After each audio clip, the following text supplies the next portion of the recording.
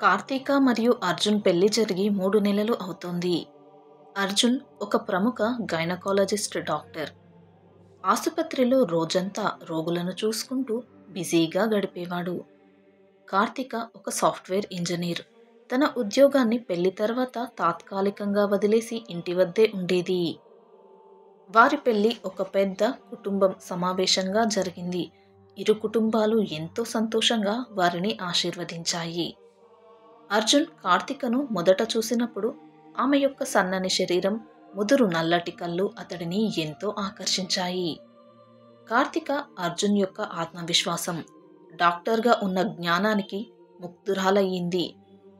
అయితే వారి పెళ్లి తర్వాత వారు ఒక చిన్న అపార్ట్మెంటులో స్థిరపడ్డారు. అక్కడ ప్రతిరోజు సాయంత్రం కలిసి ఇద్దరు టీ తాగుతూ సమయం గడిపేవారు. అర్జున్ తన యొక్క రోగుల కథలు చెప్పేవాడు. కార్తీక నవ్వుతూ వింటూ ఉండేది. ఆమెకు అర్జున్ యొక్క ప్రేమ ఎంతో మధురంగా అనిపించేది. వారి ఇంటి బాల్కనీలో సాయంత్రాలు వారు గడిపేవారు. అర్జున్ తన ఉద్యోగంలో ఎదుర్కొనే సవాళ్ల గురించి చెప్పేవాడు.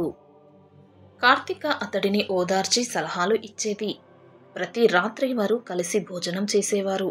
అర్జున్ కార్తీక చేతి వంటకు ముగ్ధుడవుతూ ఉండేవాడు. కార్తీక అర్జున్ ఆలస్యంగా ఇంటికి వచ్చినప్పుడు అతడి కోసమై వేచి ఉండేది. ఒకరోజు అర్జున్ ఇంటికి వచ్చేసరికి కార్తీక మంచం మీద నీరసంగా పడుకొని ఉంది. అతడు ఆమెను చూసి ఆందోళనగా ఏమైంది అని అడిగాడు. కార్తీక కాస్త నీరసంగా ఉందని, బహుశా తనకి ఆకలి లేదని చెప్పింది. అతడు ఆమె నుదురును తాకి జ్వరం లేదు అని నిర్ధారించుకున్నాడు. మరుసటి రోజు కూడా కార్తీక మరింత నీరసంగా ఉంది. అర్జున్ ఆమెను చూసి ఆలోచనలో పడ్డాడు. అతడు ఆమెకు గత 2 నెలలుగా పీరియడ్స్ రాలేదని గుర్తుకు చేశాడు. అది విని కార్తీక కంగారు పడింది. కానీ అర్జున్ ఆమెను ప్రెగ్నెంట్ అని అనుమానించాడు. అతడు ఆమెను ప్రెగ్నెన్సీ కిట్తో చెక్ చేసుకోమని సూచించాడు. అప్పుడు కార్తీక అబ్బే అలాంటిదేమీ లేదని, కాస్త నీరసమేనని చెప్పింది. అప్పుడు అర్జున్ ఆమెను ఒప్పించడానికి ప్రయత్నించాడు. నువ్వు ఒక్కసారి చెక్ చేసుకోవచ్చును కదా అన్నాడు. కార్తీక లేదు వద్దని చెప్పింది. ఆమె ముఖంలో కంగారు స్పష్టంగా కనిపించింది. అప్పుడు అర్జున్ అసహనంగా అసలేంటి నీ ప్రాబ్లం అని అడిగాడు. అప్పుడు కార్తీక కాస్త ఆలోచించి తన ఇర్రెగ్యులర్ పీరియడ్స్ సమస్యను చెప్పింది. అర్జున్ ఆ మాటలు విని షాక్ అయ్యాడు. ఎంత పెద్ద విషయం నాకు చెప్పకుండా పెళ్లి చేసుకున్నావా అన్నాడు. కార్తీక మొహమాట పడుతూ 3-4 నెలలకు ఒకసారి నాకు పీరియడ్స్ వస్తాయని చెప్పింది. అది విని అర్జున్ కోపంతో ఊగిపోయాడు. నీకు ఇంకా ఎన్ని రోగాలు ఉన్నాయో దాచిపెట్టావు అన్నాడు. కార్తీక కన్నీళ్లు కార్చింది. మీరు డాక్టర్ కదా, అర్థం చేసుకుంటారు అని అనుకున్నాను అన్నది. అర్జున్ మరింత కోపంగా ఇక మనకు పిల్లలు పుట్టనే పుట్టరు అని అరిచాడు. కార్తీక తన యొక్క ట్రీట్మెంట్ గురించి చెప్పింది. రిపోర్ట్లు పుట్టింట్లో ఉన్నాయి అన్నది. అర్జున్ ఆమె యొక్క మాటలు వినకుండా నువ్వు నన్ను మోసం చేసి పెళ్లి చేసుకున్నావు అని అన్నాడు. కార్తీక అన్నది ఇంత చదువుకున్న మీరు ఇలా మాట్లాడతారా అన్నది. అర్జున్ కోపంతో ఆమెపై అరిచి ఇంటి నుండి వెళ్ళిపోయాడు బయటికి. కార్తీక ఏడుస్తూ ఉండిపోయింది. అర్జున్ రాత్రి చీకటి తర్వాత ఇంటికి వచ్చాడు. కార్తీక అప్పటికి ఇంకా ఏడుస్తూ ఉంది. అతడు తన తప్పు తెలుసుకుని సారీ చెప్పాడు. నేను ఆవేశంలో మాట్లాడాను అన్నాడు. కార్తీక అతడిని క్షమించింది. అర్జున్ చెప్పాడు రేపటి నుండి ట్రీట్మెంట్ స్టార్ట్ చేస్తాను అన్నాడు. కార్తీక సంతోషించింది. అర్జున్ ఆమెను కౌగిలించుకున్నాడు. కార్తీక అర్జున్ ప్రేమకు మరోసారి ముగ్ధురాలయ్యింది. అర్జున్ ఆమెకు ఆ రోజు మంచి భోజనం తయారు చేశాడు. కార్తీక తిని నిద్రపోయింది. అర్జున్ ఆమెను చూస్తూ ఆలోచనల్లో మునిగిపోయాడు. మరుసటి రోజు అర్జున్ హార్మోనల్ బూస్టర్ ఇంజెక్షన్ తెచ్చాడు. కార్తీకకు ఇస్తాను అన్నాడు. అతడు చెప్పాడు ఇది 15 రోజుల్లో నీ సమస్యను తీరుస్తుంది అని చెప్పాడు.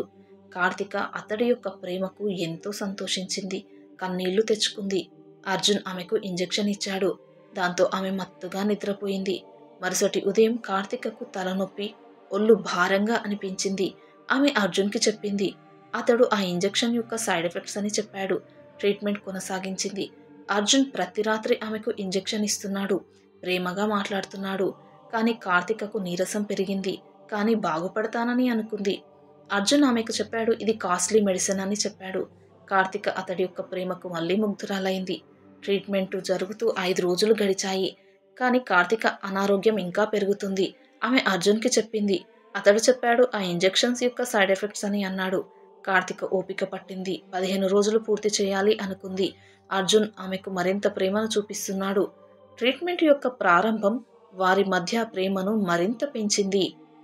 అయితే ప్రతిరోజు కార్తిక ఇంజెక్షన్ తీసుకున్న తర్వాత మరింత నీరసంగా మారుతోంది. తలనొప్పి పెరిగింది. ఆమె అర్జున్కి ఈ విషయమై చెప్పింది. అతడు మళ్ళీ సైడ్ ఎఫెక్ట్స్ అని అన్నాడు. కార్తిక ఓపిక పట్టింది. బాగుపడతానని అనుకుంది. ఇలా అర్జున్ ప్రతి రాత్రి ఇంజెక్షన్ ఇస్తూనే ఉన్నాడు. అలా ఆమె మత్తుగా నిద్రపోతోంది. అలాగే మరుసటి ఉదయం ఒళ్ళంతా భారంగా అనిపిస్తుంది. కార్తిక లేవలేకపోయింది. అర్జున్ ఆమెకు బ్రేక్ఫాస్ట్ తెచ్చాడు. ఆమె చాలా కష్టంగా తినింది. సైడ్ ఎఫెక్ట్స్ ఇంకా పెరుగుతూ ఉన్నాయి. కానీ ఆమెను అర్జున్ ఓదార్చాడు. ఇంకా ఎంత 15 రోజులు ఖచ్చితంగా ఇంజెక్షన్ చేసుకోవాలి. దాన్ని పూర్తి చేయాలి. కానీ ఆమె యొక్క బాధ పెరిగింది. ఆమె బాధ చూసి అర్జున్ ఆమెకు మరింత ప్రేమ చూపిస్తున్నాడు. సైడ్ ఎఫెక్ట్స్ యొక్క బాధ కార్తికను కృంగదీస్తోంది. ఆమె తల తిరుగుతోందని చెప్పింది. అర్జున్ అది సాధారణమని అన్నాడు. అప్పుడు కార్తిక ఒకరోజు ఇంజెక్షన్ ఈరోజు వద్దని అడిగింది. అప్పుడు అర్జున్ అన్నాడు, లేదు లేదు, ఇది ఒక్కసారి మానితే మళ్ళీ ఫస్ట్ నుంచి మొదలు పెట్టాలి అన్నాడు. కార్తిక ప్రాధేయపడింది. కానీ అర్జున్ ఆమెను ఒప్పించాడు. దాంతో సైడ్ ఎఫెక్ట్స్ పెరుగుతూ ఉన్నాయి. కార్తిక బలహీనమవుతోంది. కార్తిక తన అనారోగ్యం పెరుగుతుందని గ్రహించింది. దానికి ఇంజెక్షనే కారణమని అనుమానించింది. దాంతో ఆమె అతడు ఆఫీస్కి వెళ్ళాక ఆమె ఫ్రిడ్జ్లో ఉన్న బాటిల్ని చూసింది. దానిపై లేబుల్ లేదు. కార్తిక దాని వాసనను చూసింది. అది యాసిడ్ లాగా అనిపించింది. ఇంజెక్షన్ను వాటర్తో రీప్లేస్ చేసింది. మరుసటి రోజు అర్జున్ ఇంజెక్షన్ ఇచ్చాడు. కానీ అది వాటర్. ఆ విషయం అతడికి తెలియదు. కార్తిక మరుసటి రోజు ఉదయం బాగా అనిపించింది. తనకు నీరసం ముందులాగా లేదు అనిపించింది. దాంతో ఆ ఇంజెక్షన్ తీసుకోవడం వల్లనే తనకు ఇలా నీరసం ఎక్కువవుతోంది అన్న అనుమానం మరింతగా ఆమెకు దృఢపడింది. దాంతో ఆమె అర్జున్ ముందు నటించింది. నీరసంగా ఉన్నట్టు, ఇంజెక్షన్ తీసుకుంటే ఎటువంటి సైడ్ ఎఫెక్ట్స్ అయితే ఆమె ఇంతకుముందు అనుభవించిందో ఆ విధంగా ఉన్నట్టుగానే నటించింది. కార్తిక రోజురోజుకి కోలుకుంటుంది. కానీ నీరసంగా అనారోగ్య సమస్యలు ఉన్నట్టుగా భర్త ముందు మాత్రం నటిస్తోంది. కార్తిక భయపడింది. అర్జున్ ఆమెకు మరింత ఇంజెక్షన్ ఇస్తున్నాడు. కార్తిక వాటర్ రీప్లేస్నే కొనసాగించింది. అయితే ఆ రోజు ఇంజెక్షన్ ఇస్తూ కార్తిక్ చెప్పాడు, ఇక రేపు ఉదయం కల్లా నువ్వు మొత్తం సెట్ అయిపోతావు. ఇక నీకు ఎటువంటి ఆరోగ్య సమస్యలు ఉండవు అంటాడు. ఆ మాటలకు ఆమెకు అనుమానం మరింత క్రమంగా ఆ భయంగా మారిపోతుంది. దాంతో మరుసటి రోజు ఆమె ఆదివారం కావడంతో నిద్రలో ఉంది. కాస్త లేట్ లేవాలనుకుంది. అయితే ఉన్నట్టుండి తన దగ్గరికి తన భర్త వస్తున్నాడు అని తెలిసి ఆమె నిద్రపోయినట్టుగా నటించింది. అప్పుడు అర్జున్ ఆమెను అనుమానంగా కార్తిక కార్తిక అంటూ పిలిచాడు. కానీ ఆమె నిద్రపోయినట్టుగా అసలు ఏమీ పలకలేదు. అప్పుడు అతడు ఆమె చనిపోయింది అని భావించి, వహ్వా, నా ప్లాన్ వర్కౌట్ అయ్యింది. ఎవ్వరికి ఏ అనుమానం కూడా రాకుండా ఆమెకు ఇంజెక్షన్స్ రూపంలో స్లో పాయిజన్ ఇచ్చి చంపేశాను. లేకపోతే ఇన్ని రోగాలు ఉన్న ఆమె నన్ను మోసం చేసి నన్ను పెళ్లి చేసుకుంటుందా? ఈ రోగిష్టిక, దీనితో నేను జీవితాంతం కాపురం చేయాలా? దీన్ని ఏ విధంగా హతమారిస్తే నేను వేరే పెళ్లి చేసుకోవచ్చును.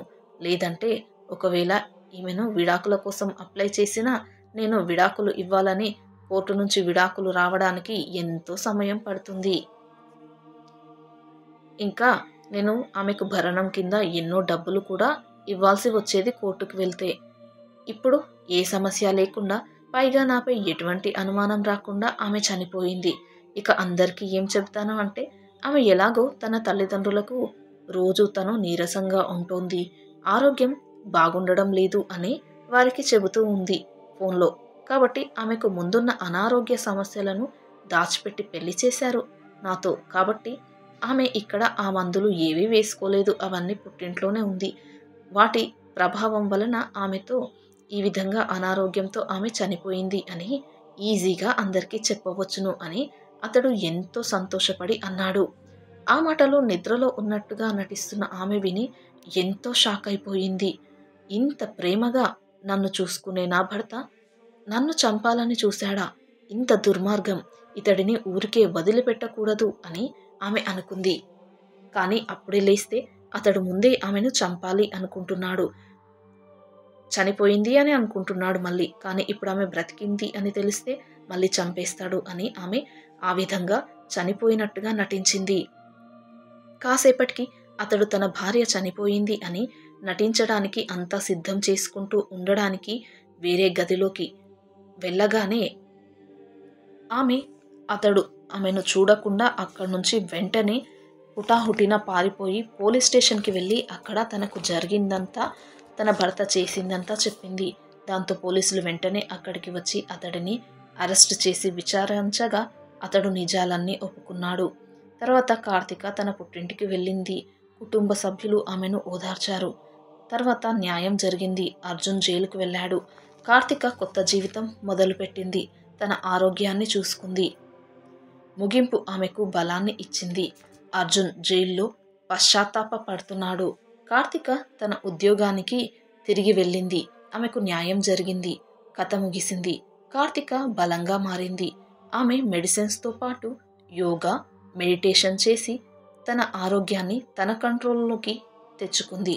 అయితే ఫ్రెండ్స్, ఇది నిజంగా జరిగిన కథ. అయితే ఈ నిజ జీవితంలో జరిగిన ఈ కథలో ఆ అమ్మాయికి తన భర్త యొక్క నటనను చూసి ఆమె మోసపోయి ఆమె ఆ ఇంజెక్షన్స్ని తీసుకొని చనిపోయింది నిజ జీవితంలో. అలా చనిపోయిన తర్వాత తన పేరెంట్స్కి అనుమానం వచ్చి కంప్లైంట్ ఇవ్వగా పోలీసులు పోస్ట్మార్టం చేసి ఇన్వెస్టిగేషన్ చేసి నిజానిజాలు తెలుసుకున్నారు. ఆ భర్త కట్టుకున్న భార్యను 3 నెలలకే ఈ విధంగా ఇంజెక్షన్స్ ఇచ్చి చంపాడు అని తేల్చారు.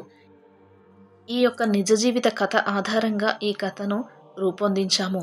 అయితే ఇందులో ఇటువంటి ముగింపుని ఇవ్వడానికి గల కారణం, మన సమాజంలో ఎన్నో అన్యాయాలు, ఎన్నో ఘోరాలు ఊహాతీతంగా జరుగుతూ ఉన్నాయి. వాటి పట్ల ఎలా అవగాహనతో ఉండాలి, కొంచెం అనుమానం వచ్చినా మనల్ని మనం ఏ విధంగా కాపాడుకోగలం అనే విధంగా ఆలోచించేటట్లుగా నేను దీనిని కాస్త మార్చి రాశాను. వీడియో నచ్చితే ప్లీజ్ లైక్ చేసి సబ్స్క్రైబ్ చేసుకోండి. Thanks for watching.